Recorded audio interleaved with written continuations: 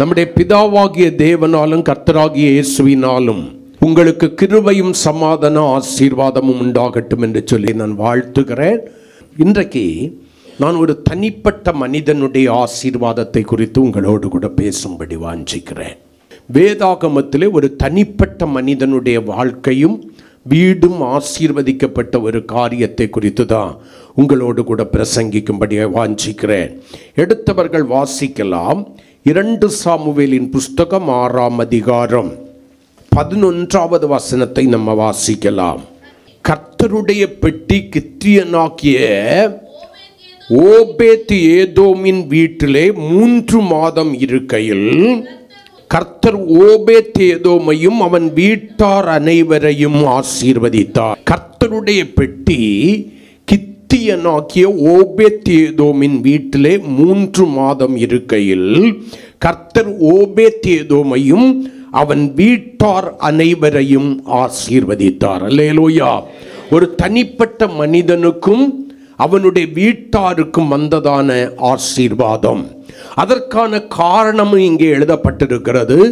கர்த்தருடைய பெட்டி கித்தியனாகிய ஓபேத் ஏதோமினுடைய வீட்டில் 3 மாதம் இருக்கையில் என்று எழுதப்பட்டிருக்கிறது. அப்ப கர்த்தருடைய பெட்டியின் நிமித்தம் இந்த ஓபேத் ஏதோம் என்கிறதான மனிதன் ஆசீர்வாதம் பெறுகிறான்.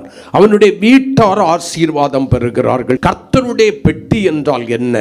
அது கிறிஸ்து இயேசுவை அடையாளம் காட்டுகிறது. ஆண்டவராகிய இயேசு கிறிஸ்துவை இந்த பெட்டி அடையாளம் காட்டுகிறது. அப்ப ஆண்டவராகிய இயேசு கிறிஸ்து ஓபேத் ஏதோமினுடைய வீட்டிலே 3 மாதம் இருந்தபடியினாலே, அல்லது இருப்பதற்கு அவன் சகல தகுதியையும் ஏற்படுத்தி கொடுத்தபடியினாலே கர்த்தர் அவனையும் அவன் வீட்டாரையும் ஆசீர்வதித்தார் என்று சொல்லி வேதம் சொல்கிறது. என்னை கேட்கிற எனக்கு பிரியமான தேவனுடைய பிள்ளையே, ஆசீர்வாதம் வேண்டாம் என்று சொல்லுகிறவர்கள் யாரும் கிடையாது. நம்ம எல்லாருக்கும் நிறைய ஆசீர்வாதம் இருந்தாலும் இன்னும் ஆசீர்வாதங்கள் தேவை என்கிற வாஞ்சை தான் இருக்கிறதே தவிர, வேதம் சொல்கிறதை போல எனக்கு இருக்கிறவைகள் போதும் என்கிற மனது நம்மில் அநேக பேருக்கு இல்லை. இனி ஒரு காரியத்தை கூட நான் உங்களுக்கு சொல்லுகிறேன். ஆசீர்வாதம் என்பது நீங்கள் நினைக்கிறதை போல கட்டுக்கட்டாய் இருக்கிற பணங்கள் அல்ல, ஏக்கர் கணக்கில் இருக்கிற சொத்து மட்டுமல்ல, கார் பங்களா பெரிய சொந்த வீடு மட்டுமல்ல. நான் ஆசீர்வாதம் என்று சொல்கிற ஒரு காரியம் உங்களுடைய ஆவிக்குரிய வாழ்க்கை, பூமிக்குரிய வாழ்க்கை, சரீரம், 3 பகுதிகளிலும் தேவனுடைய ஆசீர்வாதம் நிரம்பி இருக்க வேண்டும். உங்களுடைய ஆவிக்குரிய பகுதியிலே தேவனுடைய ஆசீர்வாதம் இருக்க வேண்டும். உங்களுடைய பூமிக்குரிய பகுதியிலே தேவனுடைய ஆசீர்வாதங்கள் இருக்க வேண்டும். உங்களுடைய சரீர பகுதியிலே தேவனுடைய ஆசீர்வாதங்கள் இருக்க வேண்டும். ஏதோ ஒரு பகுதியிலே பூமிக்குரிய காரியங்களிலே மட்டும் நீங்கள் ஆசீர்வாதமாக இருப்பீர்களே என்றால் அதற்கு பெயர் முழுமையான ஆசீர்வாதம் அல்ல. ஆண்டவர் கொடுக்கிற ஆசீர்வாதம் பரிபூரணமான நன்மையை கட்டளையிடுவேன் என்று சொல்லி ஆண்டவர் வாக்கு கொடுத்திருக்கிறார். வேதமும் இப்படி சொல்கிறது, பிரியமானவனே, உன் ஆத்துமா வாழ்கிறது போல நீ எல்லாவற்றிலும் வாழ்ந்து உன்னுடைய ஆவிக்குரிய பூமிக்குரிய சரீர பகுதிகளிலே வாழ்ந்து சுகமாயிருக்கும்படி வேண்டுகிறேன். அப்ப ஆசீர்வாதம் என்பது வெறும் பணமோ சொத்தோ சுகமோ அல்ல. இந்த சமுதாயம் நம்மை மதிப்பதற்கு ஏதுவான ஐஸ்வர்யவான்கள் அல்ல.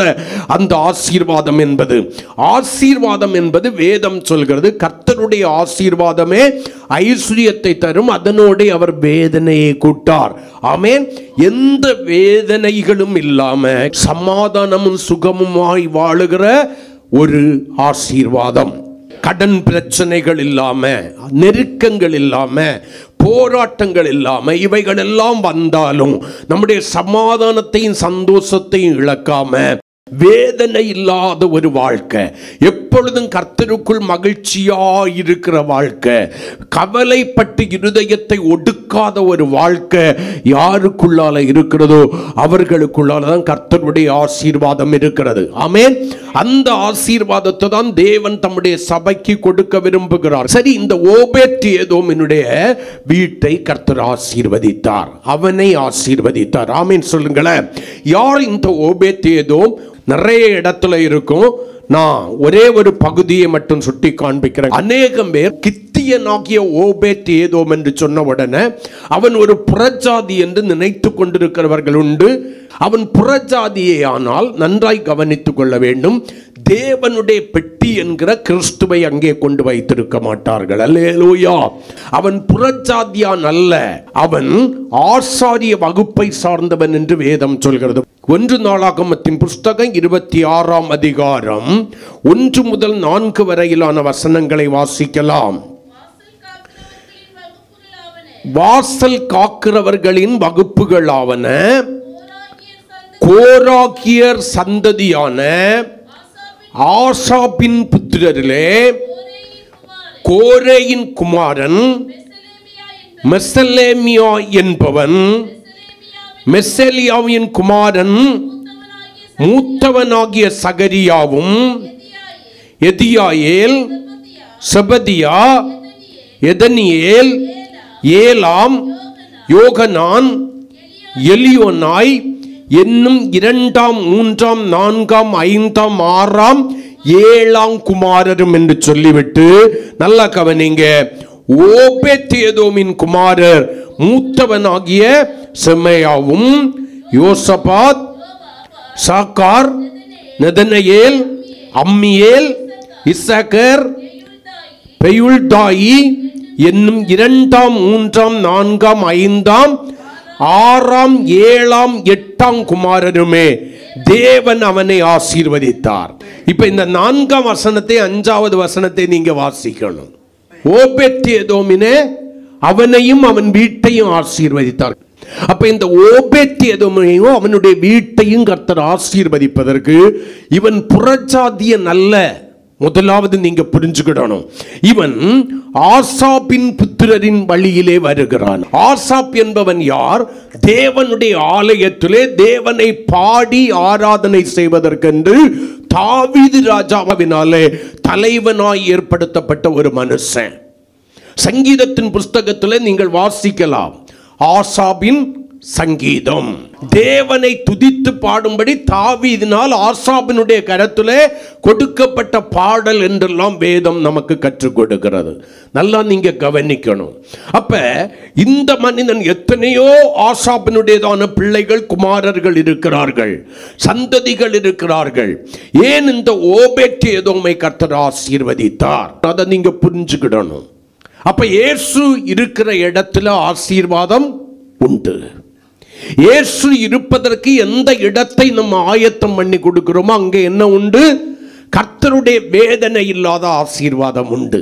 நீங்கள் ஆண்டவருடைய பிள்ளைகள் என்று சொல்லியும் இன்னும் உங்களுடைய வாழ்க்கையில் வேதனை மிகுந்த ஒரு வாழ்க்கை வாழ்ந்து கொண்டிருக்கிறீர்களே ஆனால், பெருமூச்சுள்ள ஒரு வாழ்க்கை வாழ்ந்து கொண்டிருக்கிறீர்களே ஆனால், கவலைகளும் பாரங்களும் புலம்பல்களும் நிறைந்த, சமாதானம் இல்லாத, சந்தோஷம் இல்லாத ஒரு வாழ்க்கை வாழ்ந்து கொண்டிருக்கிறீர்களே ஆனால், நீங்கள் துக்கத்தின் மேல் துக்கம் அடைகிறவர்களாய் இருந்து கொண்டிருக்கிறீர்களே ஆனால், நான் ஒரு காரியத்தை உங்களுக்கு தெளிவாய் சொல்லுவேன்.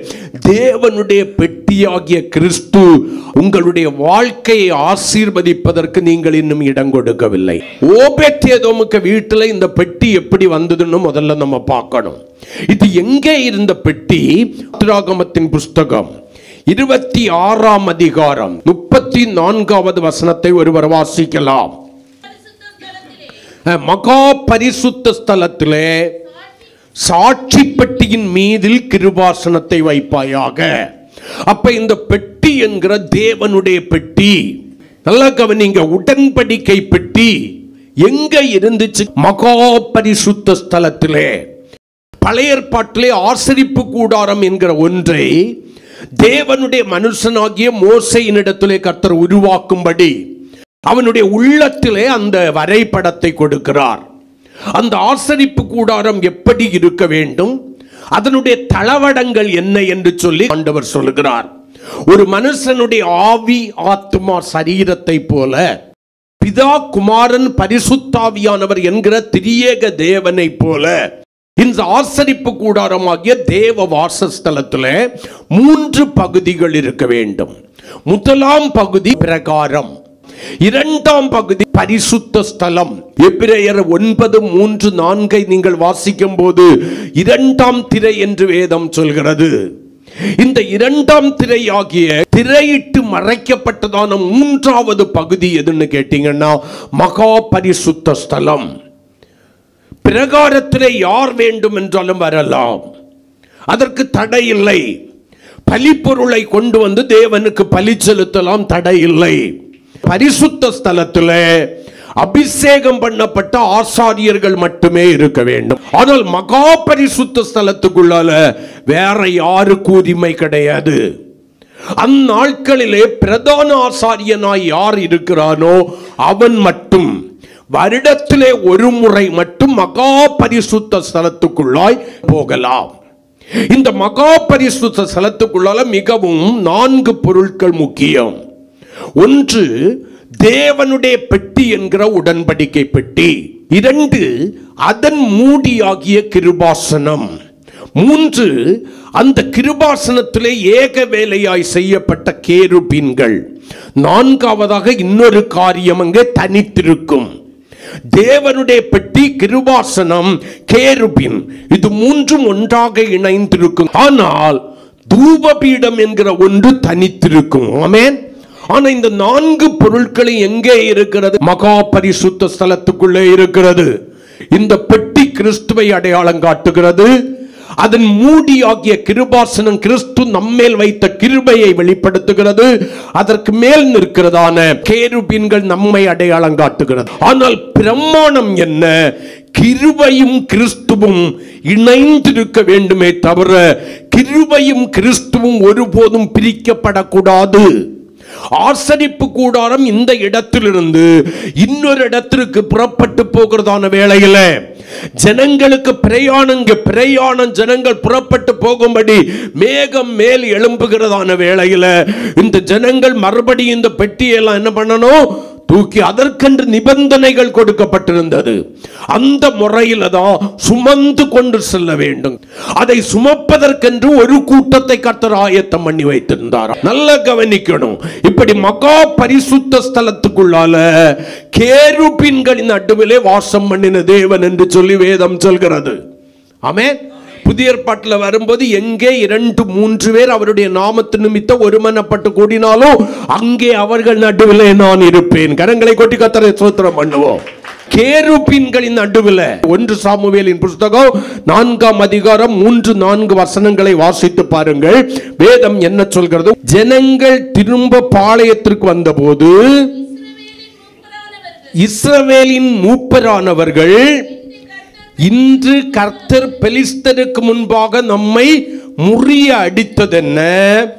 சீலோவில் இருக்கிற கர்த்தருடைய உடன்படிக்கை பெட்டியை கொண்டு வருவோம், அது நம்மை நம்முடைய பகைஞரின் கைக்கு விலக்கி ரட்சிக்கும்படி நம்முடைய நடுவிலே வர வேண்டியது என்றார்கள். அடுத்த வசனம் கூட அப்படியே. அடுத்த வசனம் ரொம்ப கவனம். கேருபீன்களின் மத்தியில் வாசம் பண்ணுகிற கர்த்தர், அப்படியே கேருபீன்களின் மத்தியிலே வாசமாயிருந்த சேனைகளின் கர்த்தருடைய உடன்படிக்கை பெட்டியை எடுத்து வர ஜனங்கள் சீலோவுக்கு, சீலோன்னா அன்னைக்கு ஆசரிப்பு கூடாரம் இருந்த இடம். ஏலி என்கிறதான பிரதான ஆசாரியன் இருக்கிறான். கடந்த நாளின் செய்திகளில் நம்ம கேட்டோம். அவன் இருக்கிறதான வேளையில கர்த்தருடைய வாசஸ்தலம் எங்கே இருக்கிறது? சீலோவிலே இருக்கிறது.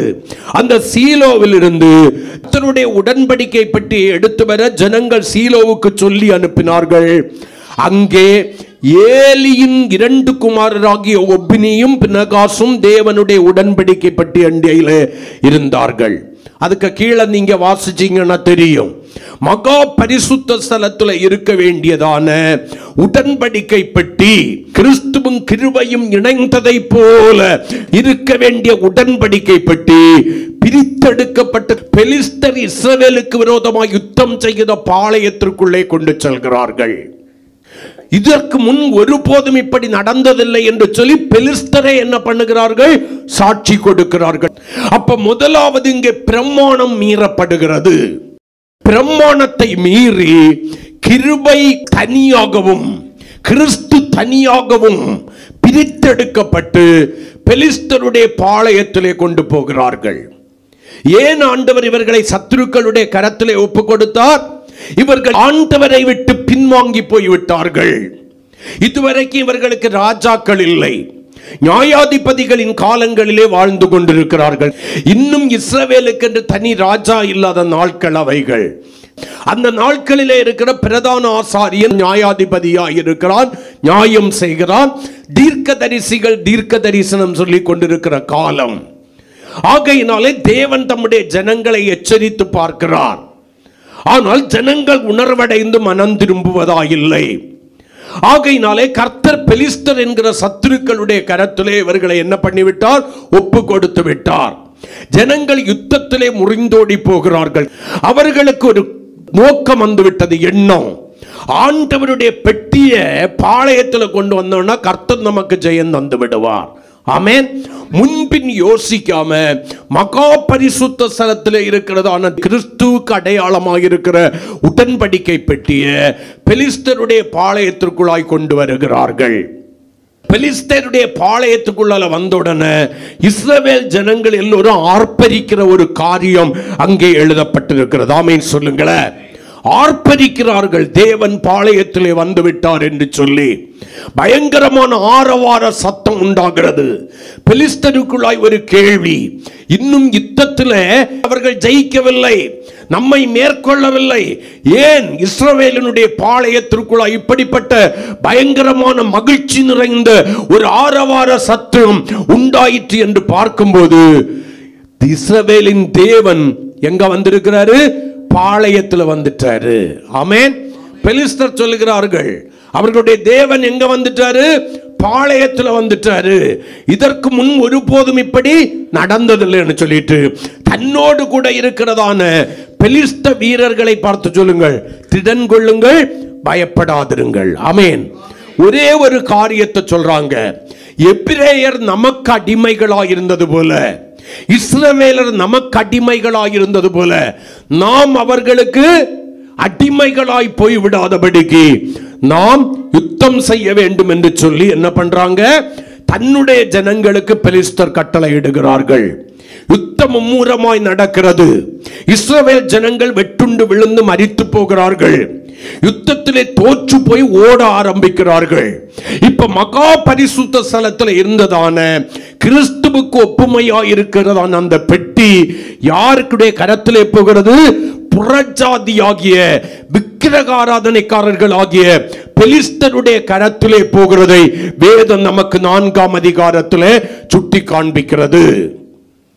தேவனுடைய வார்த்தையின்படி ஒப்னியும் பினகாசும் ஆகிய ஏலியின் 2 குமாரரும் ஒரே நாளையிலே மரித்து போகிற ஒரு அனுபவம் அங்கே 4ஆம் அதிகாரத்தில் நீங்கள் வாசிக்கிறீர்களே. ஆனால் தேவனுடைய பெட்டி பிடிபடுகிறதும், பெலிஸ்தர் அதை எடுத்துக்கொள்கிறதும், இஸ்ரவேலர் யுத்தத்திலே முறிந்து ஓடி போகிறதும், ஏலியினுடைய 2 குமாரரும் வெட்டுண்டு விழுந்து ஒரே நாளிலே செத்து போகிறதுமான காட்சி அங்கே கிடைக்கிறது. இப்ப பெலிஸ்தர் என்ன செய்கிறார்கள்? மறுபடியும் நான் உங்களுக்கு சொல்றேன், எப்படி இந்த பெட்டி ஓபேத்ஏதோமுக்கு வீட்டில் வந்தது என்பதை நீங்கள் புரிந்து கொள்ள வேண்டும் என்பதற்காக பெலிஸ்தர் கிடைச்ச பெட்டியை எங்க கொண்டு போறாங்க? 5ஆம் அதிகாரம் 1-2 வசனங்களை நீங்க வாசிச்சு பார்த்தீங்கன்னா வேதம் சொல்கிறது, பெலிஸ்தர் தேவனுடைய பெட்டியை பிடித்து, அவரை யாராவது பிடிக்க முடியுமா? முடியாது.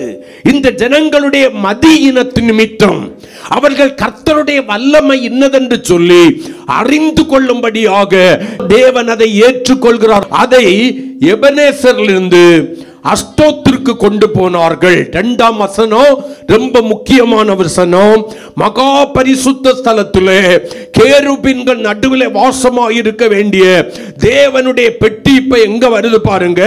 பெலிஸ்தர் தேவனுடைய பெட்டியை பிடித்து தாகோனின் கோவிலிலே அவர்களுடைய தேவனாகிய, அவர்கள் வழிபடுகிற தேவனாகிய தாகோனின் கோயிலிலே கொண்டு வந்து தாகோன் அண்டையிலே வைத்தார்கள். இப்ப மகா பரிசுத்த ஸ்தலத்தில் இருக்க வேண்டிய பெட்டி எங்க இருக்கு? எங்க இருக்கு? புறஜாதியாகிய விக்கிரகாராதனைக்காரனாகிய பெலிஸ்தர் வணங்குகிற தேவன் அறிவருக்கிற விக்கிரக கோயில்ல கொண்டு போய் வச்சுட்டாங்க. வேதம் கேட்கிறது விக்கிரகங்களுக்கும் தேவனுக்கும் சம்பந்தம் ஏது என்று சொல்லி வேதம் கேட்கிறது. விக்கிரகங்களையும் விக்கிரக ஆராதனை செய்கிறவர்களை ஆண்டவர் என்ன பண்ணுகிறார்? அருவருக்கிற தேவன். கர்த்தருக்கு ஸ்தோத்திரம்.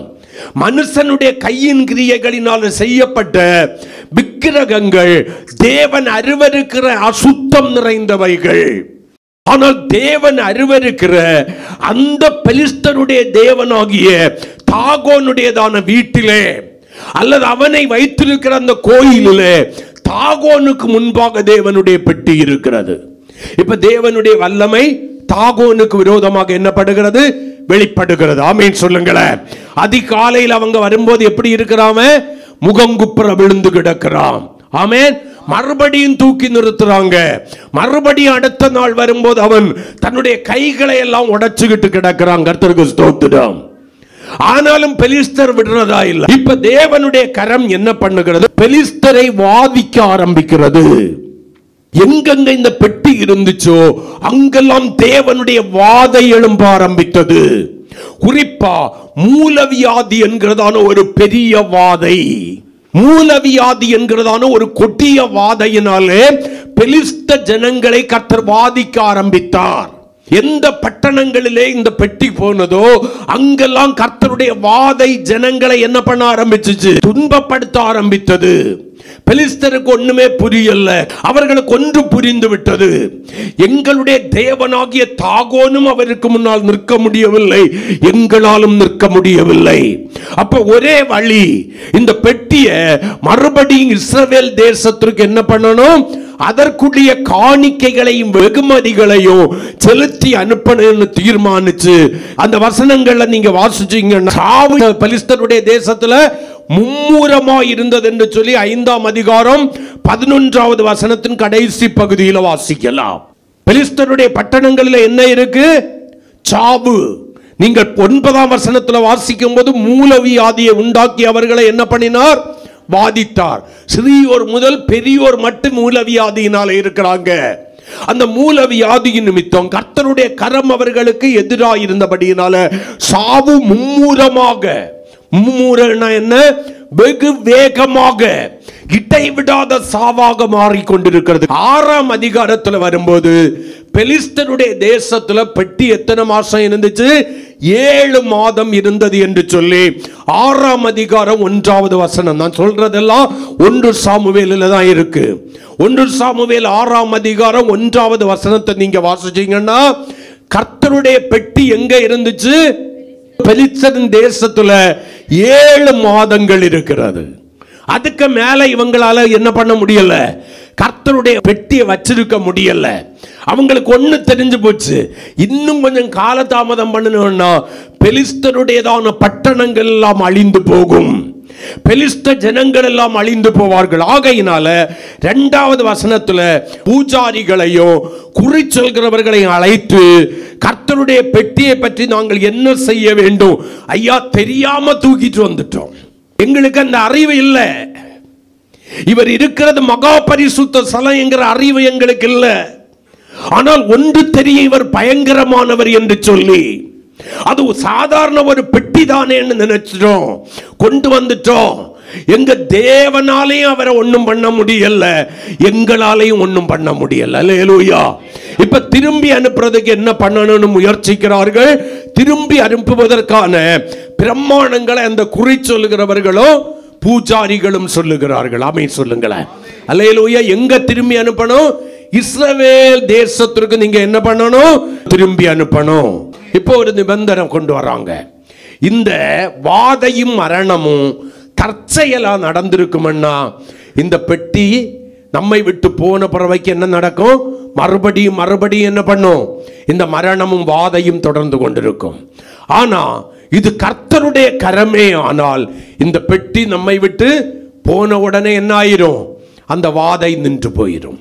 எஸ், பெட்டியை அனுப்புனாங்க, புது வண்டில் செய்து அனுப்புகிறார்கள், அதற்கான பரிகார காணிக்கைகளை வைத்து அனுப்புகிறார்கள். அந்த மாடு எங்க வருகிறது? பெத்திமேஸ்ல வருகிறது. கரங்களை கொட்டி கர்த்தரை மகிமைப்படுத்துவோமா? அந்த பெட்டி, அந்த மாடு அங்க வருது. பெத்மேஸ் ஊரானாகிய யோசுவாவின் வயலில் இருக்கிறது. கர்த்தருடைய பெட்டியை பெரிய கல் இருக்கிற ஆபேல் மட்டும் 5 அதிபதிகளும் ஆதீனமாய் இருக்கிற பெலிஸ்தருடைய சகல ஊர்களின் லெக்கத்திற்கு சரியாயிருந்தது. அந்த கல் இந்நாள் வரைக்கும் பெத்மேஸ் ஊரானாகிய யோசுவாவின் வயலால் இருக்கு. சுண்டலி எல்லாம் கொடுத்து நல்லா கவனிங்க அனுப்புறாங்க. ஆனாலும் பெத்மேசின் மனுஷர் கர்த்தருடைய பெட்டிக்குள் பார்த்தபடியினால், பெத்மேசின் மனுஷர் என்ன பண்ணியிருக்கு? மறுபடியும் சொல்றேன், கிருபையும் கிறிஸ்துவும் என்ன பண்ணிடக்கூடாது? பிரிந்து விடக்கூடாது. இப்ப மூடியா இருந்த கிருபாசனம் எதுல இல்ல? தேவனுடைய பெட்டியில இல்ல, திறந்திருக்கு.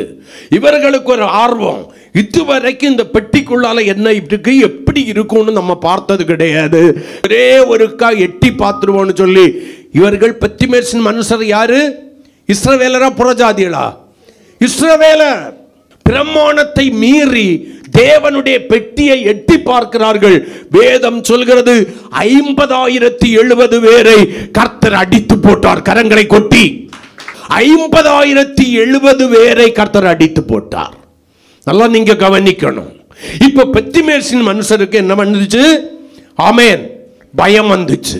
அந்த பெத்மேசின் மனுஷர் என்ன பண்றாங்க? கிரியாத்யாரீமின் குடிகளுக்கு ஆட்களை அனுப்புகிறார்கள். ஐயா, பெலிஸ்தர்கிட்ட இருந்த பெட்டி எங்களுக்கு வந்துச்சு, அந்த பெட்டியை நீங்க திரும்ப வந்து எடுத்துட்டு போயிருங்க.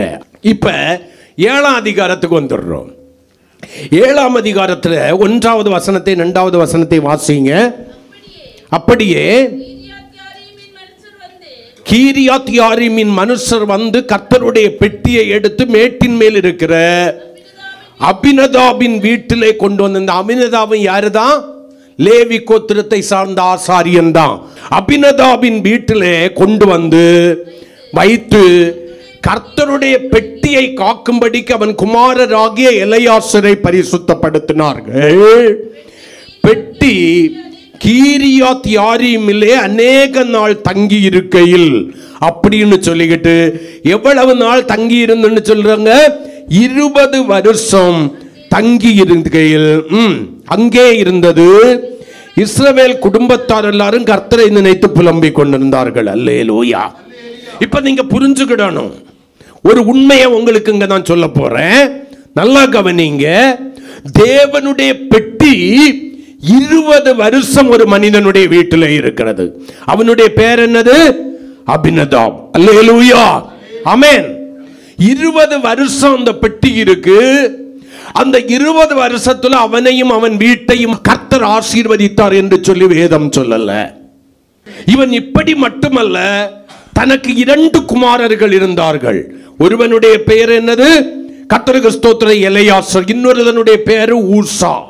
இந்த எலெயாசரை கர்த்தருடைய பெட்டியை காக்கும்படிக்கு, அதற்கு தூபம் காட்டும்படிக்கு என்ன பண்ணினா? பரிசுத்தப்படுத்தினான். அல்லேலூயா. ஒரு குமாரனை நியமிச்சிட்டான். 20 வருடம் தன்னுடைய வீட்டில் அந்த பெட்டி இருக்கிறது. இவன் ஆசீர்வதிக்கப்பட்டதாய் வேதம் சொல்லவில்லை. இவனுடைய வீடு ஆசீர்வதிக்கப்பட்டதாய் வேதம் சொல்லவில்லை. அப்ப ஆண்டவராகிய இயேசு கிறிஸ்து நம்ம வீட்டில் இருக்கிறார், நம்மோடு கூட இருக்கிறார் என்று சொல்லி நம்ம விசுவாசிக்கலாம். அவர் இருப்பதற்கான தகுதி உனக்குள்ளாலேயோ உன் வீட்டுக்குள்ளாலேயும் இல்லைன்னா கர்த்தருடைய ஆசீர்வாதத்தை நீ பார்க்க முடியாது. நீ அனுதினமும் பாடலாம், ஜெபிக்கலாம், குடும்ப ஜெபம் என்கிற ஒன்றை நீ செய்யலாம், ஆராதனைக்கு கடந்து வரலாம். ஆனா உன் வீட்டில் வேதனை இருக்குமே ஆனால், ஐயோ என்கிற புலம்பல் இருக்குமே ஆனால், துக்கங்களும் ஓயாத சண்டைகளும் இருக்குமே ஆனால், முறுமுறுப்பு இருக்குமே ஆனால், சமாதானமின்மை இருக்குமே ஆனால், சந்தோஷமின்மை இருக்குமே ஆனால், தேவனுடைய பிள்ளையே, தேவன் உன்னோடு கூட இருக்கிறார். கிறிஸ்து என்கிறதான இரட்சகர் உன்னோடு கூட உன் வீட்டில் இருக்கிறார் என்று சொல்லி நீ விசுவாசிக்கலாம். ஆனால் அவர் இல்லை. இருந்தாருன்னா என்ன பண்ணி இருக்கணும்? இந்த 20 வருஷத்துல 3 மாசத்துல இவனுடைய ஆசீர்வாதம் இப்படி இருக்குமே ஆனால், 20 வருடம் பெட்டி இருக்கிற இடம் எப்படி ஆசீர்வதிக்கப்பட்டிருக்க வேண்டும்? அவனுடைய வாழ்க்கை எப்படி ஆசீர்வதிக்கப்பட்டிருக்க வேண்டும்? எவ்வளவுதான் ஆசீர்வாதம் வந்தாலும் பத்தல்ல பத்தல்ல பத்தல்ல பத்தல்ல பத்தல்ல என்கிறியா? புலம்புகிறாயா? உன்னுடைய எதிர்காலத்தை குறித்த பயமா? நீ யாருங்கிறதெல்லாம் முக்கியம்.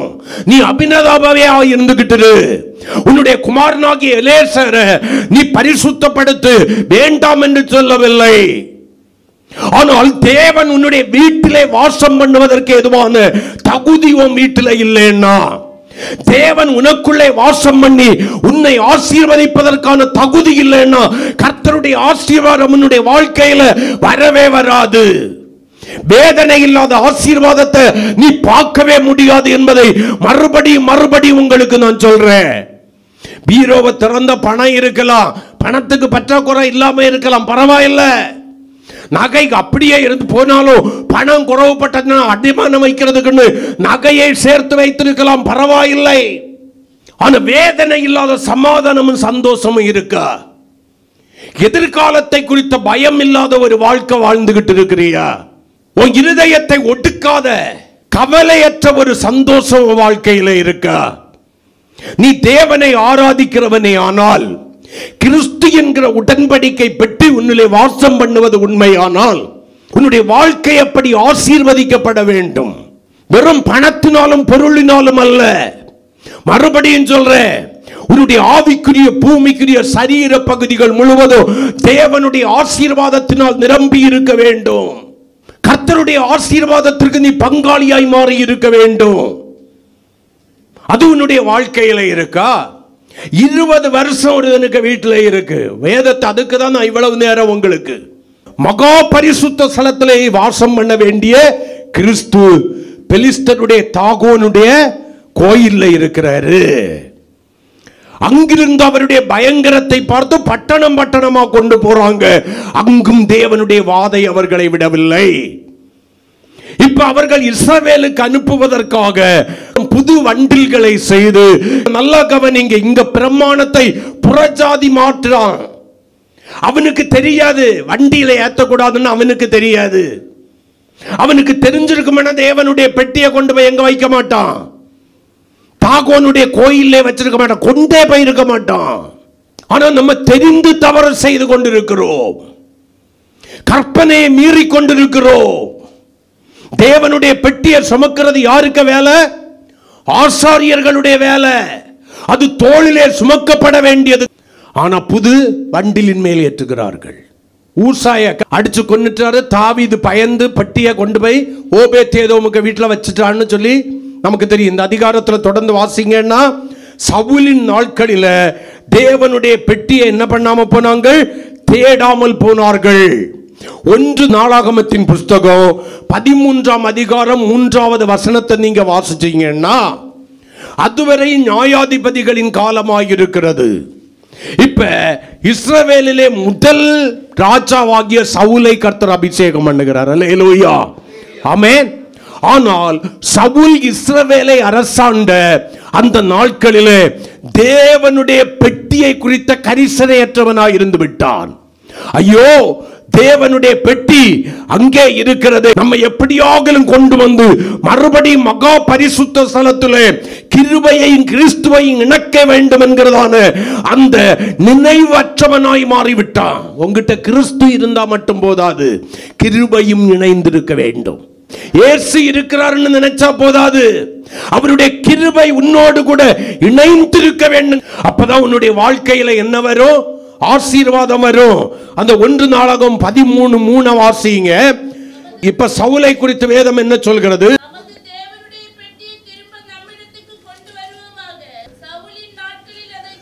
சவுலின் நாட்களிலே அதை தேடாமற் போன. இப்ப கொண்டு வருவோமாக சொல்றது யாரு? தாவீது, 2ஆம் ராஜா. அப்ப முதல் ராஜாவுக்கு அதெல்லாம் கவலையே கிடையாது. அவனுக்கு பிரச்சனை எல்லாம் என்ன தெரியுமா? ராஜ்யபாரம் என்னை விட்டும் என் சந்ததியை விட்டும் தாவீதினிடத்திற்கு திரும்பி போகாம அவனை எப்படி கொல்லலாம்? நம்மளை கர்த்தர் கொஞ்சம் மேலே ஏற்றி வச்சா போதும், நடத்தி கொண்டு வந்த தேவனை மறக்கிறோம், அவருடைய பிரசன்னத்தை மறக்கிறோம், அவருடைய சமூகத்தை மறக்கிறோம், அவரை தேடுகிறதை மறக்கிறோம், அவருடைய வசனத்தின்படி வாழுவதை மறக்கிறோம். இந்த சவுலை போல நினையாமல் போறோம். தேவனுடையதான பெட்டியை குறித்த, கிறிஸ்துவை குறித்த கரிசனையற்றவர்களாய் மாறி போகிறோம். யோசிச்சு பாருங்க. நீ அபிஷேகம் பெற்ற கிறிஸ்துவினுடையவன், கிறிஸ்துவுடையவள் தானே. ஒரு நாள் ஒரு நிமிடம் ஜெபிக்காத நாட்கள் எத்தனை? ஒரு நாளிலே ஒரு நிமிடம் தேவ சமூகத்திலே முழங்கால் படியிட்டு ஜெபிக்காத நாட்கள் எத்தனை? உனக்கு 24 மணி நேரம் கொடுக்கப்பட்டிருக்கிறது. அந்த 24 மணி நேரத்தில் 2.4 ஆண்டவருக்குள்ள மணி நேரங்கள். ஆற்றால் உன்னால் அதிகமா கொடுக்க முடியலன்னா தசம பாகத்தையாவது நீ கொடுக்கணுமே. தசம பாகம் என்பது ஒரு நாளின் நேரத்தை நான் சொல்லுகிறேன். உன் பலவீனத்தை காரணம் காட்டி, உன் இயலாமையை காரணம் காட்டி, நன்றாய் வாழ்ந்திருக்கும் போது, எல்லாவற்றிலும் கர்த்தர் சுகமாய் தங்கி இருக்க பண்ணும் போது, ஒரு நாளிலே ஒரு நிமிடம் கூட என் ஆண்டவருடைய சமூகத்தில் ஜெபிக்காத நாட்கள் எத்தனை? எல்லாவற்றுக்கும் எனக்கு நேரம் இருந்தது, எல்லாவற்றுக்கும் எனக்கு நேரம் இருந்தது. ஆனால் என் ஆண்டவருடைய சமூகத்தில் இருதயமுற்றி ஜெபிப்பதற்கு மட்டும் உனக்கு நேரம் இல்லை. ஒரு நாளிலே வேதத்தை தொட்டு வாசிக்காத நாட்கள் எத்தனை? வேதமும் ஜெபமும் உன்னுடைய ஜீவனாய் இருக்க வேண்டும். வாழ்க்கையில் ஒரு தீர்மானம் வரணும். ஜெபம் இல்லாத ஒரு நாள் இருக்கக்கூடாது. வேத தியானம் இல்லாத ஒரு நாள் இருக்கக்கூடாது. நான் தூங்குறேனா, சாப்பிடுறேனா, என்ன பண்ற, வேலைக்கு போறேனா, வாரனான்னு தெரியக்கூடாது. அது எனக்கு முக்கியம் இல்லை. என்னை உயர்த்தி ஜீவனோடு கூட வைத்திருக்கிற என் ஆண்டவருக்கு கொடுக்க வேண்டிய நேரத்தை நான் கொடுக்கணும். செல்போனை எடுத்து வச்சு நோண்டிக்கிட்டே இருந்தா போதாது. வீணான காரியங்கள்ல நேரங்களை செலவழித்தால் போதாது. உன்னை பாவியாக்குகிற, கிறிஸ்துவையும் உன்னையும் பிரிக்கிற காரியங்களுக்கு நீ முக்கியத்துவம் கொடுத்தால் போதாது. கிறிஸ்துவோடு கூட உன்னை இணைக்கிற ஜெபத்திற்கு எந்த அளவிற்கு முக்கியத்துவம் கொடுக்கிறாய்? கிறிஸ்துவோடு கூட உன்னை இணைக்கிற வேத தியானத்திற்கு எந்த அளவிற்கு முக்கியத்துவம் கொடுக்கிறாய்? சவுலை போல தேடாம இருக்கிறியா? கரிசனையற்றவனாய் கரிசனையற்றவளாய் இருக்கிறியா? யோசித்துக்கொள் சபையே. சவுலுடைய முடிவை கொஞ்சம் யோசிச்சு பாரு. எதுக்கோ பின்னால சவுல் தாவீதை கொல்றதுக்கு போனா, நீ எதுக்கோ பின்னால போறியா? ஜாக்கிரதை சபையே. ஆசீர்வாதத்தை இழந்து போவாய், நன்மையை இழந்து போவாய். உன்னை உயர்த்தி வைக்கவும் அவருக்கு முடியும், உயர்த்தப்பட்ட உன்னை தாழ்த்தி போடவும் என் ஆண்டவருக்கு வல்லமை உண்டு, மறந்து போகாதே. ஆனா தாவீது 2ஆம் ராஜா. அவன் ராஜாவாய் கொஞ்ச நாளையில தேவனுடைய பெட்டியை குறித்த ஒரு தேடுதல் உருவாயிற்று அவனுக்குள்ளால். ஆமென் சொல்லுங்களேன். ஐயோ, என் முதிர்பிதாக்கள் இணைந்திருக்க வேண்டிய கிறிஸ்துவையும் கிருபாசனத்தையும் பிரித்து வைத்திருக்கிறார்களே, கிருபையும் இயேசுவும் பிரிக்கப்பட்டிருக்கிறார்களே. இதோ சம்பந்தம் இல்லாத ஒருவனுடைய வீட்டில், அபினதாபின் வீட்டில் 20 வருடமாக தேவனுடைய பெட்டி இருந்து கொண்டிருக்கிறது என்று சொல்லி அங்கலாய்க்கிறான். தாவீது ஒரு காரியத்தை மட்டும் மறந்துட்டான். ஏன் அந்த அடி விழுந்தது? தேவனுடைய பெட்டியை முறைப்படி கொண்டு வரல, புது ரதத்தின் மேல் பெட்டியை கொண்டு வர என்ன பண்ணினாங்க? முடிவு பண்ணினாங்க. ரதத்தின் மேல் தேவனுடைய பெட்டி என்ன பண்ணக்கூடாது? ஏற்றக்கூடாது. எத்தனை நாள் பிரயாணம் போனாலும் இவர்களுக்கு இளைப்பாறும் ஸ்தலத்தை காட்டுகிறதான பெட்டி ஆசாரியர்களாலே சுமந்து முன் செல்லப்பட வேண்டும். கர்த்தரை சுமக்கிறவர்களாய் மாற வேண்டும். கர்த்தரை ஏதோ ஒரு இடத்துல வச்சுக்கிட்டு நீங்க தனியா பிரயாணிக்க கூடாது. பிரமாணத்தை அவனும் கை கொள்ளாம போயிட்டான். அதற்கு பின்புதான் ரியலைஸ் பண்றான்.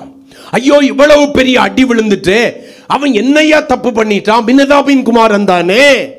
மாடுகள் மிரண்டு கீழே விழப்போனதான பெட்டியை பிடிச்சு ஹெல்ப் தானே பண்ணணும். ஐயோ, பெட்டி விழுந்துடக்கூடாது. நீ உனக்கு உதவி ஆண்டவருக்கு தேவையில்லை. ஆண்டவருக்கு தன்னை காத்துக் கொள்வதற்கு தெரியும். பெலிஸ்தன் தாகோனுடைய வீட்டில் கொண்டு வச்சிருந்தவர் அங்கிருந்து வெளியே வர்றதுக்கே ஆண்டவருக்கு தெரியும்.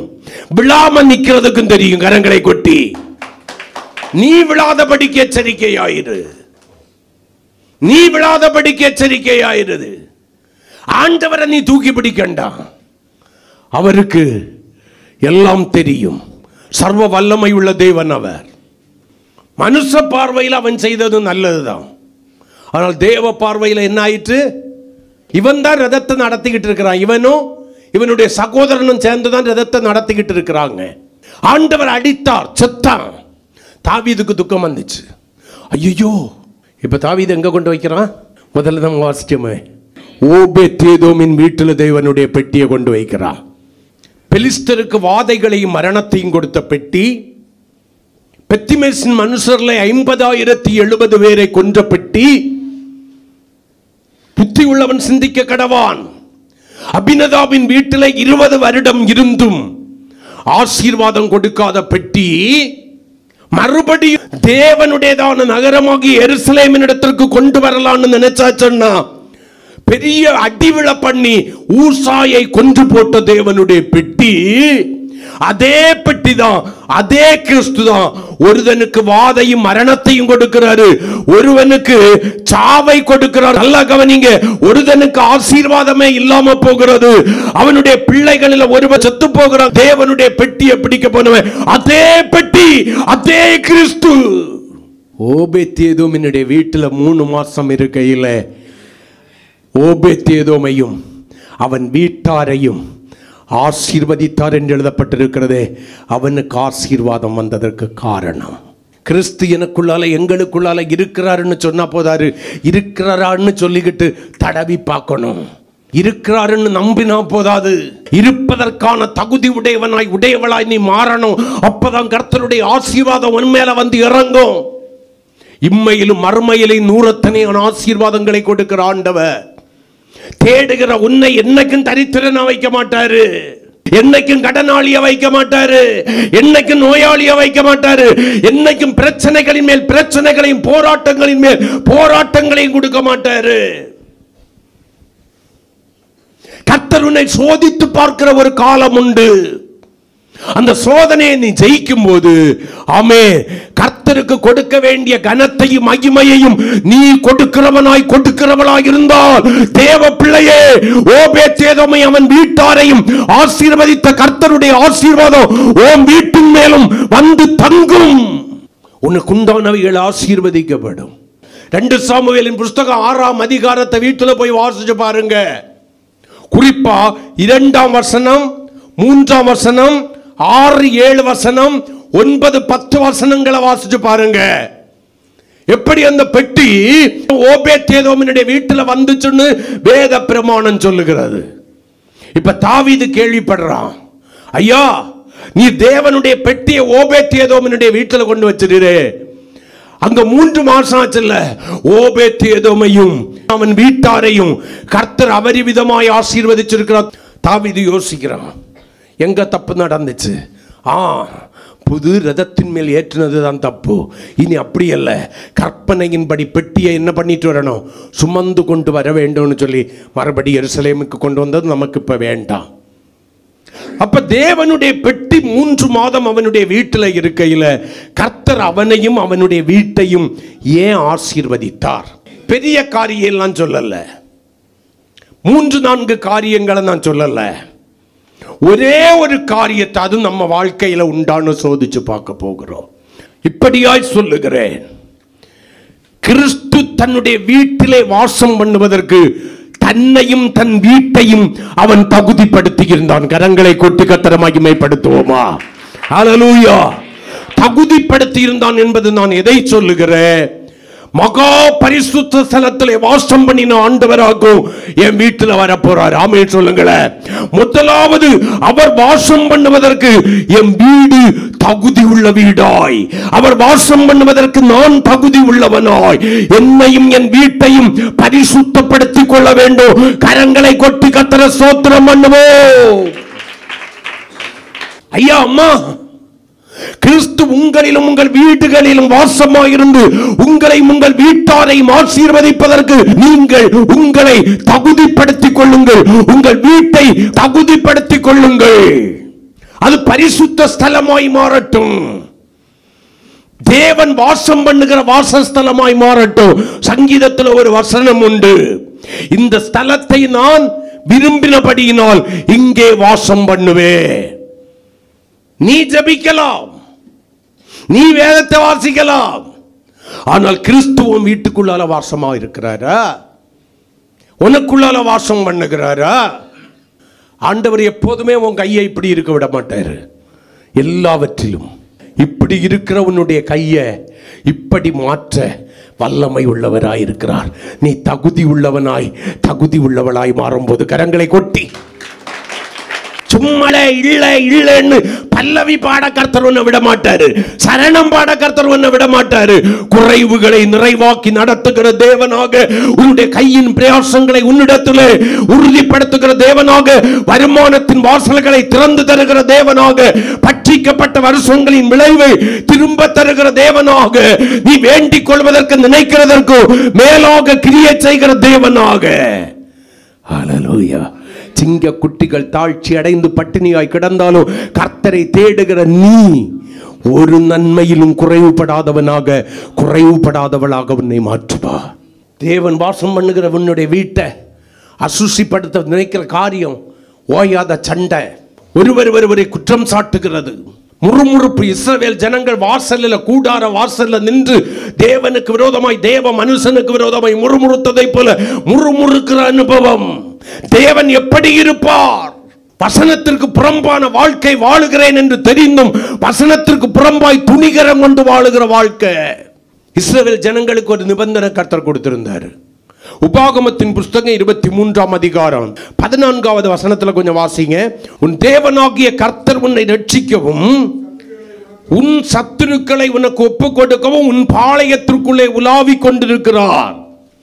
ஆகையால் அவர் உன் நடுவில் அசுசியான காரியத்தை கண்டு உன் பாளையமாகிய உன்னுடைய வசிப்பிடத்திலே, உன் வீட்டில, உன் சரீரத்தில், நீ ஆராதிக்கிற சபையில வாசம் பண்ணுகிறதான தேவன் உன்னிடத்திலே அசுசியான காரியத்தை கண்டு உன்னை விட்டு போகாதபடி உன் பாளையம், உன் சரீரமாகிய பாளையம், தேவன் வாசம் பண்ணுகிறதான வீடாகிய பாளையம், ஆராதிக்கிற தேவ சபையாகிய பாளையம் எப்பொழுது எப்படி இருக்கணுமோ சுத்தமாயிருக்க கடவது. அங்க வீணான சப்தங்கள் எழும்பக்கூடாது. கர்த்தரை துதிக்கிற நீ மற்றவர்களை சபிக்கிறவளாய் மாறக்கூடாது. கர்த்தரை துதிக்கிற நீ கெட்ட வார்த்தைகளை பேசுகிறவளாய் மாறக்கூடாது. தேவனுடைய பிள்ளைகளை துணிகரம் கொண்டு குறை சொல்லுகிறவளாய், உன்னோடு கூட கிறிஸ்துவை ஆராதிக்கிற தேவ பிள்ளைகளை குற்றம் சாட்டுகிறவளாய் மாறக்கூடாது. பரிசுத்தம் இழந்து போவாய். தாழ்மைப்பட வேண்டிய காரியங்களிலே தாழ்மைப்படணும்.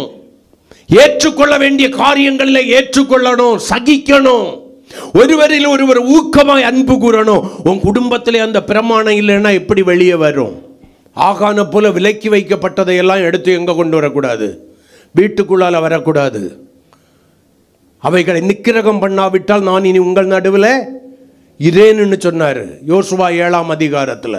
அவைகளை அழித்து போடாவிட்டால், எதை விலக்கி வைக்க வேண்டிய காரியங்களை, வெறுக்க வேண்டிய காரியங்களை, தேவ சமூகத்தில் சேர்க்க வேண்டிய காரியங்களை, அக்கினியினால் சுட்டரிக்கப்பட வேண்டிய காரியங்களை கூடாரத்தில் கொண்டு மறைச்சேன்னா கிறிஸ்து அங்கே வாசமாய் இருக்க மாட்டார். ஆசீர்வாதங்களை, நன்மைகளை இழந்து போவாய். உன்னுடைய முயற்சிகள் அதிகமாயிருக்கும், பலன் குறைவாயிருக்கும். திரளாய் விதைப்பாய், குறையா இருப்பாய். எல்லாம் இருக்கிறது போல இருக்கும், ஆனா ஒன்னும் இல்லாம போயிரும். நம்ம எத்தனை பேர் ஆசீர்வாதம் வந்த உடனே தாழ்மைப்படுவதற்கு பதிலாக தலைக்கணம் உள்ளவர்களாய் மாறிவிட்டோம். நான் மறுபடியும் சொல்றேன், கர்த்தருடைய ஆசீர்வாதம் உங்க மேலே, உங்க சன்னதிகள் மேலே தங்கணும்னா, ஆமென். ஆசீர்வாதம் வர வர தாழ்மைப்படுங்கள். கரங்களை கொட்டி. பாளையம் சுத்தமா இருக்கணும். பாளையத்தில் என்ன இருக்கக்கூடாது? அசுசியான காரியங்கள் இருக்கக்கூடாது. லேவியர் ஆகமத்தில் சொல்லி இருக்கிற, நான் வந்து உங்கள் நடுவில் என்ன பண்ணுவேன்? நான் வந்து உங்கள் நடுவில் வாசம் பண்ணுவேன்.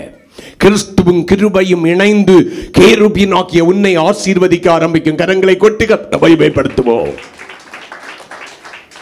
உன் போக்குவரத்து, உன் அப்பம் தண்ணீர், மாப்பு செய்கிற தொட்டி, நீ கையிட்டு செய்கிற வேலை எல்லாம் ஆசீர்வதிக்கப்படும். உபாகமம் 28 எழுதப்பட்டிருக்கிற ஆசீர்வாதங்கள் எல்லாம் உன்மேல் வந்து பலிக்கும். நீங்கள் வெறுமையாய் வந்து வெறுமையாய் போகிறவர் அல்ல. ஆமென். அவருடைய நாமத்தை பிரஸ்தாபப்படுத்துகிற எந்த இடத்திலும் கடந்து வந்து நம்மை ஆசீர்வதிக்கிற தேவனையாக்கும் நம்ம ஆராதிச்சுக்கிட்டு இருக்கிறோம். மறுபடியும் சொல்றேன், என்னைக்கும் உன் கை இப்படி இருக்கக்கூடாது. இதுக்கு பேர் என்னன்னு புரிஞ்சிச்சா உங்களுக்கு? எத்தனை பேருக்கு புரிஞ்சிச்சு? அடுத்தவர்களிடத்தில் எதிர்பார்க்கிற கையா இருக்கக்கூடாது. இந்த கை இப்படி வரணும் கர்த்தருடைய நாமத்தினால. அதுக்கு பேர் என்ன தெரியுமா? கொடுக்கிற கையாய் கர்த்தருடைய கையை உயர்த்துவார். கரங்களை கொட்டி கர்த்தரை மகிமைப்படுத்துவோம். வேதம் சொல்கிறது ஐஸ்வர்யமும் கனமும் மகிமையும் அவர்கிட்ட தான் இருக்கு. கரங்களை கொட்டி அவர்கிட்ட எங்க இருக்கோ அவருடைய கரத்துல இருக்கு. உன் தரித்திரத்துக்கு ஒரு நாளும் முடிவில்லைன்னா நீ சரியில்லைன்னு நான் சொல்லுவேன். உபத்திரவம் சொல்ல மாட்டேன், சோதனைன்னு சொல்ல மாட்டேன். சோதிக்க ஒரு காலம் உண்டு, ஆனால் அதற்கு பின்பு அதன் பலன்களை உனக்கு திரும்ப கொடுக்க ஒரு காலம் உண்டு. காலம் ஃபுல்லா கர்த்தர் சிறுமையிலே வச்சிருக்க மாட்டாரு. எவ்வளவுதான் ஆசீர்வாதம் வந்தாலும் பயம் இருக்கா? அது கர்த்தருடைய ஆசீர்வாதம் அல்ல. எங்கோ தவறு நடக்குது கண்டுபிடி. பாளையத்தில் இருக்க மாட்டாரு. அசுசியான காரியம் பார்த்துட்டாருன்னா பாளையத்தை விட்டு என்ன பண்ணிடுவாராம்? போய் விடுவார். அப்ப இது ஓபேத்ஏதோமுக்கு தெரியும், என் ஆண்டவராக என் பாளையத்துக்குள்ளால வந்திருக்கிறார். ஆமே சொல்லுங்களேன். என் வீட்டுக்குள்ளால வந்திருக்கிறாரு. என் ஆண்டவர் வாசம் பண்ணுவதற்கு என்னையும் என்னுடைய வீட்டையும் நான் தகுதி உள்ளதாய் மாற்ற வேண்டும் என்று சொல்லி ஒரு தீர்மானம் பண்ணி மகா பரிசுத்த ஸ்தலத்தில் கேருபீன்கள் நடுவில் வாசமாயிருந்த பரிசுத்தத்தில் மகத்துவம் உள்ள தேவன், பரிசுத்தத்தில் மகத்துவம் உள்ள தேவன் தன் வீட்டிலே வாசம் பண்ணுவதற்கு தன்னையும் தன்னுடைய வீட்டையும் ஆயத்தப்படுத்தி கொடுத்தானே. ஆகையினாலே அவன் ஆசீர்வதிக்கப்பட்டான். நாம் நம்மையும் நம்முடைய வீட்டையும் தகுதிப்படுத்தி இருக்கிறோமான்னு கொஞ்சம் யோசிங்க. எவ்வளவு வந்தாலும் நிற்க மாட்டேங்குதுயா, நீ எங்கேயோ தவறான இடத்துல விதைச்சுக்கிட்டு இருக்கிற. ஆண்டவர் உன்னை நினைத்து ஆசீர்வதிக்க முடியாதபடிக்கு நீ கொஞ்சம் யோசிச்சு பாரு. கொஞ்சம் அந்த சமயம் திருப்தியாய் நடத்தினார். அப்ப கர்த்தர் நமக்குள்ளால இருந்தார். ஆமென் சொல்லுங்களேன். அதிகம் வர ஆரம்பித்தது. பிரச்சனை தான் பெருகுது. நான் மறுபடியும் சொல்கிறேன், வெறும் பணம் மட்டுமல்ல, சுக வாழ்க்கை, சமாதான வாழ்க்கை, நிறைவான பரிபூரணமான நன்மை உன்னுடைய ஆவிக்குரிய பூமிக்குரிய சரீர பகுதிகளில் 3 பகுதிகளிலும் நிறைவாயிருக்க வேண்டும். எவ்வளவுதான் தந்தாலும் பத்தலைன்னு சொல்கிறது. இன்னும் தேடுதல், பணத்தின் மேல் உள்ள ஆசை, பொருளின் மேல் உள்ள ஆசை எங்கே இருந்தாலும் பரவாயில்லை நமக்கு வரட்டும்னு நினைக்கிறியா? கர்த்தருடைய ஆசீர்வாதத்திற்கு நீ இன்னும் பங்காளியாய் மாறவில்லை. பங்காளியாய் மாறிப்பார். எனக்கு வேதத்தில் சகையுவை நல்லா பிடிக்கும். லூக்கா எழுதின சுவிசேஷம் 19ஆம் அதிகாரம் 1 முதல் 9 வரையிலான வசனங்களில் நம்ம வாசிக்கிறோம். இதை மட்டும் சொல்லி முடிச்சுக்கிறேன். அந்த அனுபவம் நமக்குள்ளால வரணும். இயேசு எரிகோவின் வழியாக கடந்து வருகிறார். இயேசுவை பார்க்கணும்னு எனக்கு ரொம்ப நாள் ஆசை. இயேசுவுக்கு முன்னால் போய் ஒரு காட்டத்தி மரத்தில் ஏறி உட்கார்ந்துக்கிறான். அல்லேலூயா. நான் இதுக்கு முன்னாலேயும் சொல்லியிருக்கேன், சகையுவுக்கு பொறுத்த வரைக்கும் அவனுக்கு மனசில் என்ன நினைக்கிறான்? எல்லாரையும் நான் பார்ப்பேன், என்ன யாரும் பார்க்க மாட்டாங்க. யாருக்கும் தெரியாமல் முன்னால் ஓடி காட்டத்தி மரத்தில் போய் உட்கார்ந்துட்டு இருக்கிறேன். அல்லேலூயா. இயேசு அந்த மரத்துக்கு பக்கத்தில் வந்தார், நின்னாரு. சகையுவே, நீ கீழே இறங்கி வா, நான் இன்று உன் வீட்டிலே தங்க வேண்டும் என்று சொன்னான். அல்லேலூயா. இயேசு சொல்றார், இன்று நான் உன் வீட்டில் என்ன பண்ணணும்? தங்கணும். உன் வீட்டில் நான் தங்க விரும்புகிறேன். ஆனால் இவன் இஸ்ரவேல் ஜனங்களாலே புறக்கணிக்கப்படுகிற, அருவருக்கப்படுகிற, வரி வசூலிப்பவனுக்கு தலைவனாயிருக்கிறான். இயேசு சொல்றாரு, நான் வந்து தங்கணும். கீழே வேகமா இறங்கி வாரான். இயேசுவை தன்னுடைய வீட்டில் என்ன பண்றான்? அழைத்து கொண்டு போகிறான். அவனுக்கு ஒன்று தோணுகிறது, மகா பரிசுத்தரும் உன்னதருமாயிருக்கிற, பரிசுத்தத்தில் பயங்கரமானவராயிருக்கிற, மகத்துவம் உள்ளவராயிருக்கிற ஆண்டவர் என் வீட்டில் வந்திருக்கிறாரு.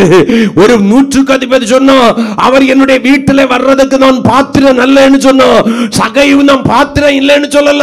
இறங்கி உடனே இயேசுவை கூட்டிட்டு போறோம். ஆனால் ஒரு காரியத்தை அதுக்கு பிறகு சொல்றான், என் ஆண்டவர் அங்கே தங்குவதற்கு தடையாயிருந்த அநியாயமாய் சம்பாதித்தவைகளை, ஹல்லேலூயா ஹல்லேலூயா, பிரமாணத்திற்கு மீறி பணத்தின் மேலும் பொருளின் மேலும் உள்ள ஆசையின் நிமித்தம் சம்பாதித்தவைகளை எல்லாம் ஆண்டவரை பார்த்து சொல்றான், நான் ஏழைகளுக்கு கொடுக்கிறேன். யாரிடத்திலாக நான் அநியாயமாய் வாங்கினதுண்டானால் நாளத்தனையா திரும்பி தாரேன். நான் இந்த வேத பகுதியை வாசிக்கும் போது நான் ஆச்சரியப்பட்ட நாள் உண்டு. ஆச்சரியப்பட்ட நாள் உண்டு. ஐயா, யாரிடத்துல ₹1 வாங்கியாச்சுன்னா 4 கொடுக்குறேங்கிறான். பாதியை யாருக்கு கொடுக்கிறேன்னா ஏழைகளுக்கு கொடுத்துறேங்கிறான். அவனுக்கு என்ன இருந்திருக்கும்? என்னைக்காவது யோசிச்சு பார்த்திருக்கீங்களா? ஐயா, யாருக்கிட்டையாவது ₹1 வாங்கியிருந்தா நான் 4 கொடுக்கிறேங்கிறான். உண்மையான மனம் திரும்பி குணப்படுதல், உண்மையாக தன்னை பரிசுத்தப்படுத்திக் கொள்ளுதல், தம் வீட்டில் யார் தங்க வந்திருக்கிறார் என்று சொல்லி அறிகிற அறிவு. உங்க வீட்டில் மிகவும் முக்கியமான ஒரு ஆள் வர்றாரு, அவர் உங்க வீட்டில் தங்க வர்றாரு, அல்லது ஒரு குடும்பம் வருது. நல்ல கவனிங்க, வலை பிடிச்சு அழுக்கடைஞ்சு பாழடைந்து இருக்கிற ஒரு ரூம்ல, பெருக்கி துடைக்கப்பட்ட சுத்தம் பண்ணப்படாத ஒரு ரூம்ல, கட்டில இருக்கிற துணியை மாத்தாத ஒரு ரூம்ல அவர்களை கொண்டு தங்க வைப்பீர்களோ? முதலாவது அவங்க தங்குறதுக்கு என்ன பண்ணுவீங்க? அந்த அறையை சுத்தம் பண்ணுவீர்கள். அதை தான் சகேவு செய்தான். ஆண்டவர் வாசம் பண்ணுவதற்கு என் வீடு தகுதி உள்ளதாக இருக்கணும், நான் தகுதி உள்ளவனாக இருக்கணும். ஆமென். ஆண்டவர் இப்போ சொல்றாரு, இன்று இந்த வீட்டுக்கு எல்லாரும் முறுமுறுக்கிறாங்க, பாவியான மனுஷனுடைய வீட்டில் தங்க போறான்னு. ஆனால் அவனுடைய மனம் திரும்புதல், ஆண்டவர் அங்கே தங்குவதற்கு இடம் கொடுக்கிற ஒரு அனுபவம், தன்னையும் தன் வீடையும் தகுதிப்படுத்திக் கொள்கிற ஒரு அனுபவம் அந்த வீட்டுக்கு ஒரு ரட்சிப்பை கொண்டு வந்தது.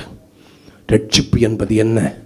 சாபங்கள் எல்லாம் விலகி சகேயுவின் வீடு ஆசீர்வாதமாய் மாறுகிறது. இந்த காலை வேளையில் ஒரு யோபேத்-ஏதோமினுடைய வீட்டை கர்த்தர் ஆசீர்வதிக்க காரணம், மகா பரிசுத்த ஸ்தலத்திலே வாசம் பண்ணுகிற என் ஆண்டவர் தன்னுடைய வீட்டிலே வாசம் பண்ணுவதற்கு தன்னையும் தன் வீட்டையும் பரிசுத்தப்படுத்தி ஆயத்தம் பண்ணினான். உன் வாழ்க்கை பரிசுத்தமாயிருக்க, நீ வாசம் பண்ணுகிற வீடு பரிசுத்தமாயிருக்க, அதில் தேவன் விரும்பாத அருவருப்புகளும் அசுத்தங்களும் உனக்குள்ளால இருந்தோ, உன் கிரியைகளாகவோ, உன் வார்த்தைகளாகவோ, உன் நினைவுகளாகவோ, அல்லது வேற்று காரியங்கள் அழித்து போட வேண்டியவைகள் உன் வீட்டுக்குள்ளால இருக்கா? தேவ சமூகத்தில் சேர்க்க வேண்டியவைகள் உன்னுடைய வீட்டுக்குள்ளால இருக்கா? ஆண்டவர் சொல்கிறார், நிக்கிரகம் பண்ணாவிட்டால் நான் இனி உங்கள் நடுவில் இரேன். இந்த காலை வேளையில் ஆண்டவருடைய சமூகத்தில் அந்த ஓபேத்-ஏதோமை ஆசீர்வதித்த ஆண்டவர் என்னை ஆசீர்வதிக்கணும்னு விரும்புகிறவங்க முழங்கால் படியிட்டு, மகா பரிசுத்த ஸ்தலத்தில் கேருபீன்கள் நடுவில் வாசம் பண்ண வேண்டியராயிருக்கிற என் ஆண்டவருடைய பெட்டி, கிருபையாகிய கிருபாசனத்தோடு கூட இணைந்திருக்க வேண்டிய கிறிஸ்துவுக்கு ஒப்புமையாயிருக்கிற பெட்டி. ஹல்லேலூயா. இதுல ஒரு உண்மையை நீங்க புரிஞ்சுக்கிடணும். கிறிஸ்துவும் ஆமென் அவருடைய கிருபையும் தேவ ஜனங்களும் ஒருபோதும் பிரிக்கப்பட்டு போய்விடக்கூடாது. தேவ ஜனமாகிய கேருபீனே, கர்த்தருக்கு ஸ்தோத்திரம், அவருடைய கிருபையிலும் கிறிஸ்துவிலும் நிலைத்து நிற்கிற ஒரு அனுபவம், அதற்குரிய தகுதி உடையவனாய் தகுதி உடையவளாய் மாறுகிற அனுபவம் உங்களுடைய வாழ்க்கையில இன்னைக்கு உண்டாகட்டுமே. ஐயோ ஹல்லேலூயா. என் ஆண்டவர் வாசம் பண்ணுவதற்கு எனக்குள்ளால என்ன அசுத்தங்கள் இருக்கிறது, என்னை எந்த காரியத்திலே நான் தகுதிப்படுத்தாமல் போனேன், மனம் திரும்பின ஞானஸ்நானம் எடுத்தேன் என்று சொல்கிற எனக்குள்ளாய் மனம் திரும்புதலுக்கேற்ற கனிகளை கொடுக்கிற, மனம் திரும்பின காரியங்களில் குணப்படுகிற அனுபவம் உண்டோ? என் வீட்டுக்குள்ளால தேவன் வாசம் பண்ணுவதற்கு தகுதி உள்ள வீடா என்னுடைய வீடு இருக்கிறதா? அவர் பரிசுத்தம் உள்ளவர். ஹல்லேலூயா. அசுசியான இடத்தை கண்டுவிட்டு ஓடிடுவார். இந்த காலை வேளையில வீட்டுக்குள்ளால பொய்யும் பொருட்டுமா ஆண்டவர் இருக்க மாட்டார். சண்டை சச்சரவா இருக்க மாட்டார். ஓயாம ஒருவர் கடித்து பட்சித்து கொண்டிருக்கிறீர்களா? ஒருவரை ஒருவர் குற்றம் சாட்டி கொண்டிருக்கிறீர்களா? ஆண்டவர் இருக்க மாட்டார். அவர் இல்லைன்னா நிறைவான ஆசீர்வாதத்தை பெற முடியாது. அவர் இருப்பதற்கு தன்னையும் தன் வீட்டையும் தகுதிப்படுத்தினா அவனையும் அவன் வீட்டையும் கர்த்தர் ஆசீர்வதித்தார். இந்த நாளிலே கர்த்தருடைய ஆசீர்வாதம் உங்களுக்கு உண்டாகட்டும். அந்த வேதனை இல்லாத, குறைவற்ற, சந்தோஷமும் மகிழ்ச்சியும் நிறைந்த ஆசீர்வாதம், எல்லாவற்றிலும் வாழ்ந்து சுகமாயிருக்கிற ஆசீர்வாதம் உங்களுக்கு உண்டாகட்டும்.